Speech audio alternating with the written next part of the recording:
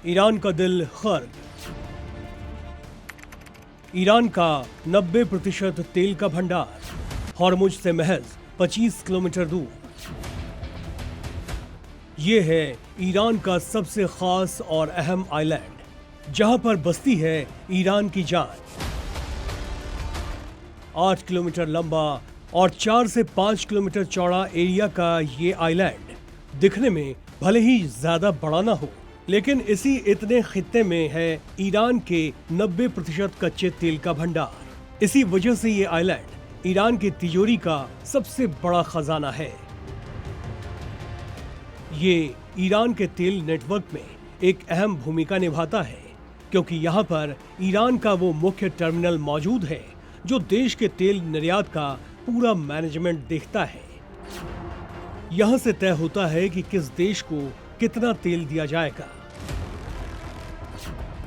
यहीं पर ईरानी की फलात ईरान ऑयल कंपनी भी है, जो प्रतिदिन 5 लाख बैरल कच्चा तेल उत्पादित करती है, जो ईरान की 4 मुख्य तेल उत्पादक रिफाइनरियों में सबसे बड़ी मानी जाती है। इसलिए ये ईरान की एक तरह से आर्थिक रीढ़ है, जिसकी बुनियाद पर ही ईरान अर्थव्यवस्था चल रही है।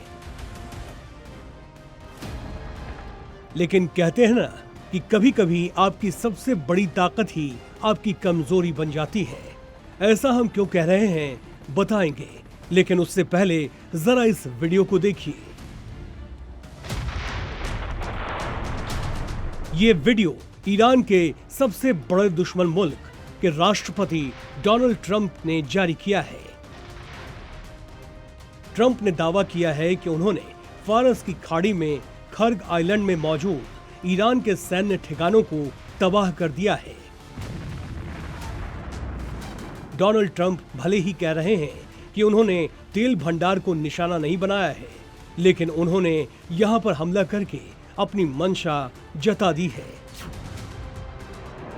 अमेरिका जब चाहेगा ईरान की आर्थिक रीढ़ तोड़ देगा, जिससे ईरान को आर्थिक नुकसान के साथ साथ रणनीतिक नुकसान भी होगा।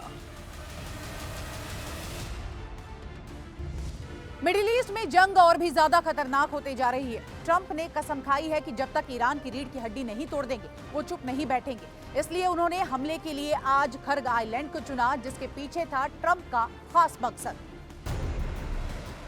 28 फरवरी को जब अमेरिका और इजराइल ने ईरान पर हमला किया तो सोचा भी नहीं था कि ईरान अपने ड्रोन और बैलिस्टिक मिसाइल से बेहद घातक और खतरनाक हमले करेगा,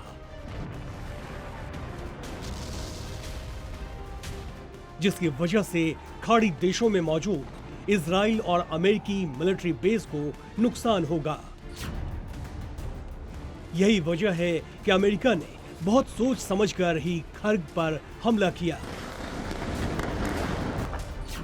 इसकी पहली वजह है स्ट्रेट ऑफ हॉर्मुज।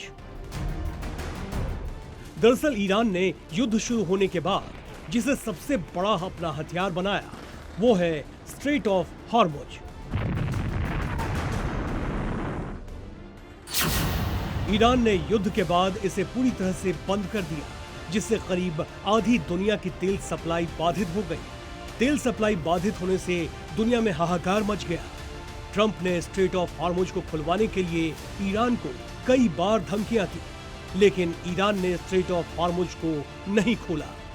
फिर क्या, अमेरिका ने खर्ग में हमला करके ईरान को मैसेज देने की कोशिश की है कि अगर ईरान स्ट्रेट ऑफ हॉर्मुज को पूरी तरह से नहीं खोलता है तो अमेरिका खर्ग में तेल भंडारों पर हमले कर उनकी गर्दन तोड़ सकता है। दूसरी वजह ईरान के मददगार। अमेरिका जानता है कि चीन ईरानी तेल का सबसे बड़ा खरीदार है। युद्ध शुरू होने के बाद भी ईरान 1.1 से 1.5 मिलियन बैरल प्रतिदिन तेल खरीद रहा है, और पर्दे के पीछे रहकर चीन ईरान की मदद भी कर रहा है।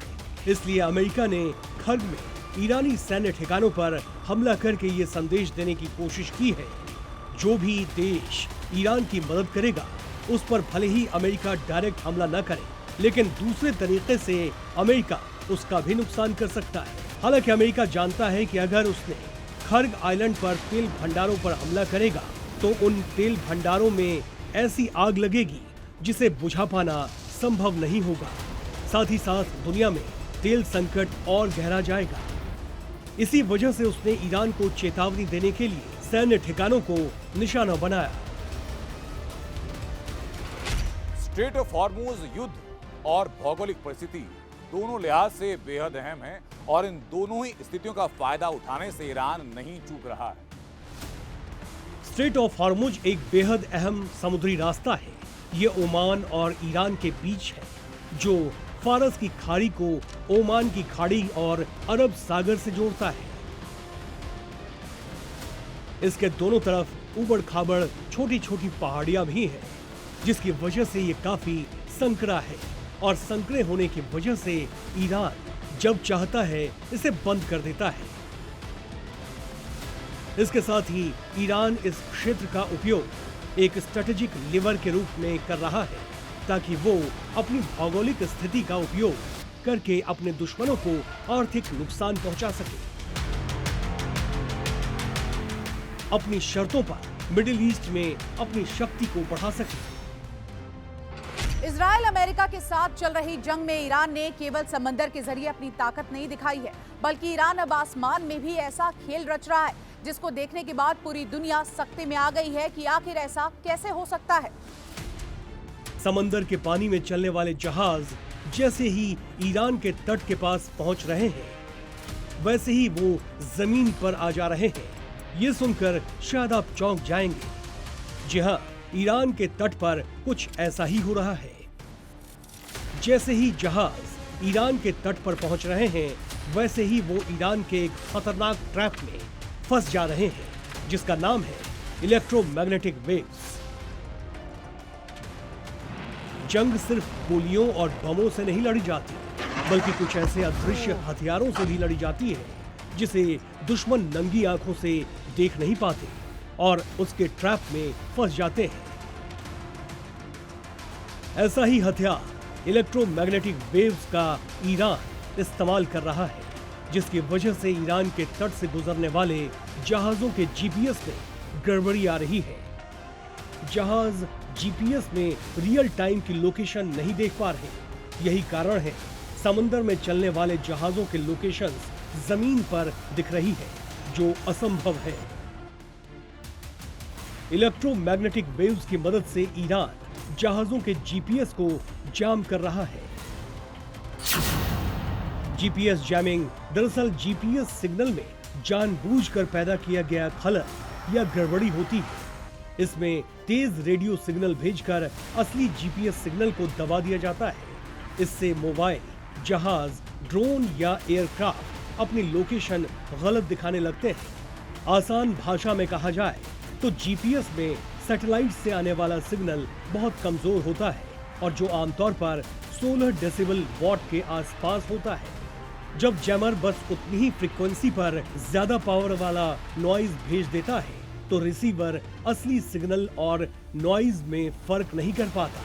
इसी वजह से जीपीएस गलत लोकेशन दिखाता है।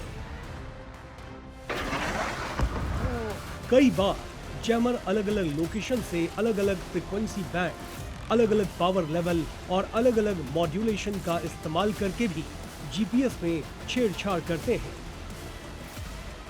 यही वजह है कि स्ट्रेट ऑफ हॉर्मुज के पास जहाजों के टकराने का खतरा बढ़ गया है, क्योंकि सैकड़ों हजार टन तेल ले जा रहा 300 मीटर लंबा टैंकर मुड़ने या रुकने में बहुत समय लेता है और जब तक कोई जहाज पूरी तरह रास्ता बदलेगा, तब तक नेविगेशन में आई गड़बड़ी की वजह से दूसरे जहाज से टकरा सकता है।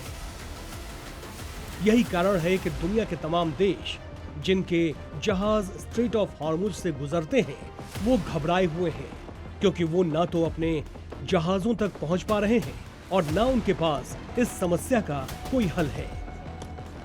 ईरान युद्ध में दुश्मनों के खिलाफ इलेक्ट्रोमैग्नेटिक वेव्स नाम के जिस हथियार का इस्तेमाल कर रहा है, उसके काम करने का तरीका उसको खास बनाता है और पहले भी कई दफा इसका इस्तेमाल हो चुका है। इस घातक हथियार की सबसे बड़ी ताकत है इसकी तरंगे, जिसमें विद्युत और चुंबकीय तरंगे होती हैं।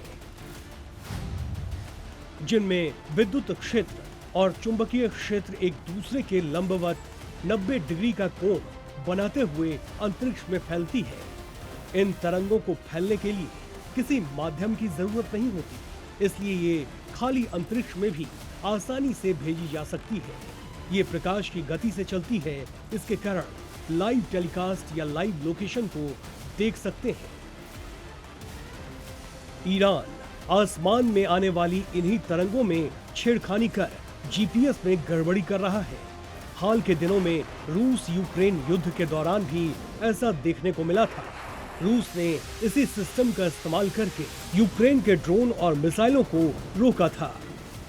दुनिया जैसे जैसे आगे बढ़ रही है, वैसे वैसे युद्ध के तरीके भी बदलते जा रहे हैं। जो युद्ध पहले जमीन पर लड़ा जाता था, वो अब आसमान में भी लड़ा जा रहा है और अब अंतरिक्ष तक पहुंच चुका है।